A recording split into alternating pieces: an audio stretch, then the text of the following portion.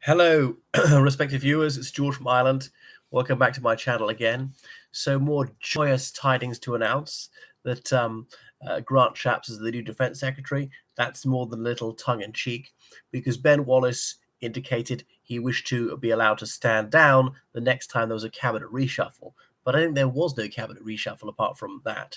So Ben Wallace, who'd served in that role for 4 years and got rave reviews, has decided to step back from frontline politics. He's still a Conservative member of Parliament.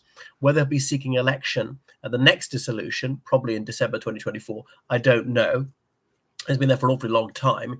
He was elected at the Scottish Parliament, the initial intake in 1999, then to Westminster. So he's been a full-time public representative for already 24 years. I don't know how much longer he wants to continue. And he was really rated by everybody in his party. I don't know anyone had a bad word to say about him. Or indeed the other parties found difficult to lay a glove on him. And indeed, he was the darling of the Conservative grassroots. And had he stood for the leadership, he might well have won. He was the most highly rated, but maybe not so much amongst the parliamentary party. And obviously, you had to get through that round first, being the final two amongst the MPs, before his candidacy could be put to the mass membership. Anyway, that's by the by. And now Grant Shapps has taken over. So Grant Shapps, there he is, 55 years old. Well, not quite. Oh, his birthday's later this month. And he's holding this position. Now, shockingly, this is his sixth cabinet post within 12 months. Up until that yesterday, he was Secretary of State for Energy Security and Net Zero. Because remember, it's the stated aim of the United Kingdom to get down to net zero carbon emissions by 2050. But the United Kingdom is not on a trajectory for that at all. On current trends, it'll be more like 2080. And there's talk about delaying it even more to the year 2100, for example, because the economic costs are so high. Now, of course, things could change. The technology could improve and it could speed up and come sooner than 2080. But to come to 2050, I think even at the most optimistic projections, that's just not going to happen. So that would be a dismal failure in anybody's book. But he's voted endorsed this sort of vote blue, go green agenda. Remember, that was David Cameron's slogan in the 2006 local elections. Shapps has also been Secretary of State for Business, Energy and Industrial Strategy, and indeed he was a small businessman himself. He was Home Secretary for a record 6 days when Suella Braverman resigned by breaching the use of the internet policy, sending, I think, something, a private work email from a personal account or personal server or something like that. She stood down and then only to be reappointed only 6 days later. So Shapps filled that interregnum. It does seem preposterous to me that Sunak brought her back in the very same role. I might have said you can come back to the cabinet after like at least 6 months and probably not in the same office. What kind of a punishment is that? And it was ludicrous. Anyway, that wasn't Shapps' fault. So that's another record he's got for himself. He was Secretary of State for Transport for 3 years, and I do thank him for spending hundreds of millions of pounds on cycle lanes and saying we must use cars less. All right, then, how about your private pilot's license? He's never been a commercial pilot, but flights for fun. How bad is that for the environment? Flights that don't even need to be flown. And it's not practical transport, bringing passengers from one place to another. You're just going up in the sky for a jolly. That's extraordinarily wasteful. You think of all the carbon you emit then, and it's totally avoidable, totally unnecessary. Just play on a games console or get in a simulator then. Give you the feeling of flying, not actual flying, or glide or something.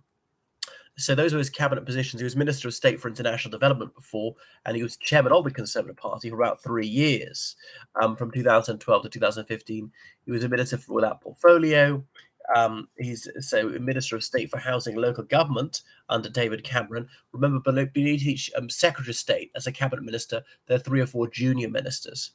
And he was okay. So we go way back to the dog days of Gordon Brown. He was the Shadow Minister for Housing and Planning. So he's been the MP for Welland Hatfield since 2005, a fairly safe Conservative seat, a majority of over 10,000 there. That's about 21% of the vote. And that's near where he grew up in Rickmansworth, Hertfordshire. That's one just north of London. So somewhat of a bland choice. As a defense secretary, I thought, would Sunak put a woman into that office? I mean, he's been held by a female before, and that's Penny Mordaunt, and she does not going to reprise her role. Quite happy being Lord President of the Council and whatever else. Her penny of the sword, holding the sword aloft during the coronation. Or who else might it be? It could be or a visible ethnic minority person. Now, Mr. Shapps is Jewish, so I suppose he's an ethnic religious minority, the first Jewish person to be the Secretary of State for Defense, so far as I know. He's on the bland side. He's kind of sycophantic. He very much toes the party line, seen as a so-called safe pair of hands. And so there he is, rumored to have leadership ambitions because even the dogs in the street know the Conservatives are due a kicking in 2024. We've been 14 years in office, and by almost every metric, life's got worse. Higher inflation, more illegal immigration, despite the much vaunted pledge to stop the boats. Hundreds of millions of pounds wasted on this Rwanda plan, and not a single person deported to Rwanda over 3 years later. Crime is up. As I say, missing the targets on renewable energy and all the rest of it. Cost of living is worse, not building enough housing, so that there's so many strikes. The National Health Service, in state schools, on the railways, bus services have been cut, and on and on and on. There's so many protests disrupting things. So it's very hard to see what's gone right. All right, unemployment is very low. Partly we've got skills shortages in important sectors, and farmers can't get enough labourers to harvest their crops, and care homes can't get enough people to work there either. And overexpansion of universities, so that's hugely wasteful. More dumbing down in schools. Admittedly, grades have got a little bit stricter this year, which is finally a tiny step in the right direction. And more wokery everywhere, more trans activism, police and schools and everybody else in the NHS wasting huge amounts of time appeasing about 0.1% of the population who are trans. And this has to be force-fed into everybody. And that's under a Conservative government. Remember, as Peter Hitchens said, whom I bumped into yesterday, lucky chap, the Conservative and Unionist Party has at best failed to halt the onward march to the left, and so often actively advanced the leftist agenda. But Shapps thinks he's in with a shout at the leadership. Well, I suppose there's a bit of a poison chalice, but no, he's not going to get it because he's too bland, too unimpressive. Doesn't have an exciting backstory. He's just competent at best. He's mediocre.